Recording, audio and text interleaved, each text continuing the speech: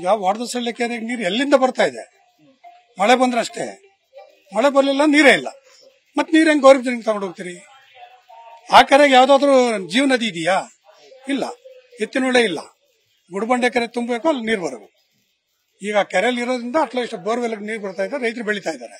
ಆ ನೀರಿನ ಗೋರಿನ ತಗೊಂಡೋಗ್ಬಿಟ್ಟು ಗೋರಿನ ಕುಡಿಯೋಕೆ ನೀರಿಲ್ಲ, ಯಾರಾದ್ರು ಹೇಳಿದ್ರೆ, ಒಬ್ಬರು ಹೇಳಿದ್ರೆ ಪರವಾಗಿಲ್ಲ, ನೀವು ತಗೊಂಡೋಗಿ. ಯಾರು ಕೇಳ್ತಾನೆ ಇಲ್ವಲ್ಲ ನೀರು, ಮತ್ತೇನು ತಗೊಂಡೋಗ್ತೀರಿ? ರೈತರ ಕೆಲಸ ನಿಮ್ಗೆ ಗೊತ್ತಿಲ್ಲ ಸರ್. ಈ ಹೋರಾಟ ರೈತರ ಮನಸ್ಸು ಮಾಡಿದ್ದಾರೆ. ಇದು ಯಾವುದು ಪಕ್ಷ ಮಾಡ್ತಾ ಇಲ್ಲ, ಪಕ್ಷಾತೀತವಾಗಿ ಮಾಡ್ತಾ ಇದ್ದಾರೆ. ನೀರಂತೂ ನೀರು ತಗೊಂಡೋಕೆ ಅವ್ರ ಕೈಲಿ ಆಗಲ್ಲ, ಇವ್ರು ಬಿಡಲ್ಲ. ಮುಂದೆ ಏನಾಗುತ್ತೋ ಗೊತ್ತಿಲ್ಲ. ಯಾಕಂದ್ರೆ ಯಾವುದು ಹೇಳಿ ಮಾಡಬಾರ್ದು, ಅದಷ್ಟು ಕದ ಗೊತ್ತಾಗುತ್ತೆ. ಇವತ್ತು ಗೊತ್ತಾಗಿದೆ. ಕರೀತಾರೆ ರೈತರೆಲ್ಲ. ನನಗೆ ಒಂದು ಫೋನ್ ಕರೆ ಮಾಡಿದ್ರು, ಅಣ್ಣ ನಿಮ್ಮ ಮನೆಗೆ ತಿಂಡಿಗೆ ಬರ್ತೀವಿ ಅಂತ. ನಾನು ತಿಂಡಿ ವ್ಯವಸ್ಥೆ ಮಾಡಿದ್ದೀನಿ. ಮತ್ತೆ ಮುಂದೆ ಯಾರ ರೈತರೆಲ್ಲ ಸೇರಿ ಮುಂದೆ ಊಟ, ಆಮೇಲೆ ಕಾಫಿ ಟೀಗಳು ಎಲ್ಲ ಮಾಡಿದ್ದಾರೆ. ಇದು ಕೊನೆ ಇಲ್ಲ, ನಿರಂತರವಾಗಿ.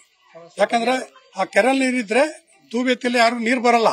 ಬಟ್ ಬೋರ್ವೆಲ್ದು ರೀಸೋರ್ಸ್ ಆಗ್ತಾ ಇದೆ, ಅದನ್ನ ಅನ್ಯಾಯ ಮಾಡಕ್ಕೆ ಹೊರಟಿದ್ದಾರೆ. ಅವ್ರಿಗೆ ಗೊತ್ತಿಲ್ಲ, ನಮ್ಮ ಶಾಸಕರಿಗೆ, ಈಗ ಪ್ರೆಸೆಂಟ್ ಶಾಸಕರಿಗೆ ಗೊತ್ತಿಲ್ಲ. ಅಲ್ಲೇ ತಗೊಂಡು ಮಾಡ್ಬೋದಿತ್ತು. ಯಾರೋ ಹೇಳಿದವ್ರ ಮಾತು ಕೇಳಿ ಮಾಡ್ತಾ ಇರ್ಬೇಕು ಅನಿಸ್ತಾ ಇದೆ ನಮಗೆ. ಅದು ಎಷ್ಟು ಮಟ್ಟಿಗೆ ಸಕ್ಸಸ್ ಆಗುತ್ತೋ ಗೊತ್ತಿಲ್ಲ. ಯಾಕಂದ್ರೆ ನಮ್ಮ ತಾಲೂಕಿನಲ್ಲಿ ಬೆಳೆದು ಓಡಾಡ್ಕೊಂಡಿದ್ರೆ ಗೊತ್ತಾಗ್ತಿತ್ತು ಅವ್ರಿಗೆ. ಯಾರೋ ಹೇಳಿದವ್ರ ಮಾತು ಕೇಳಿರ್ಬೇಕು ಅನ್ಸುತ್ತೆ.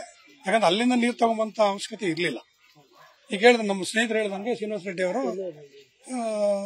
ಎತ್ತಿನೊಳೆ ನೀರೇ ತಾನೆ ಅದಕ್ಕೆ ಈಗ ನೀವು ಡಿಪೆಂಡ್ ಆಗಿರೋದು. ಕೊಡಗಿನಾಪುರ ನೀರಿಗೆ ಎತ್ತಿನೊಳೆ ಅಲ್ಲೇ ಬಿಡ್ಬೋದಿತ್ತಲ್ಲ, ಇಷ್ಟು ಪೈಪ್ ಉಳಿತಿತ್ತಲ್ಲ, ಸರ್ಕಾರದ ದುಡ್ಡು ಉಳಿತಿತ್ತಲ್ಲ. ಯೋಚನೆ ಮಾಡ್ಬೇಕಷ್ಟೇ.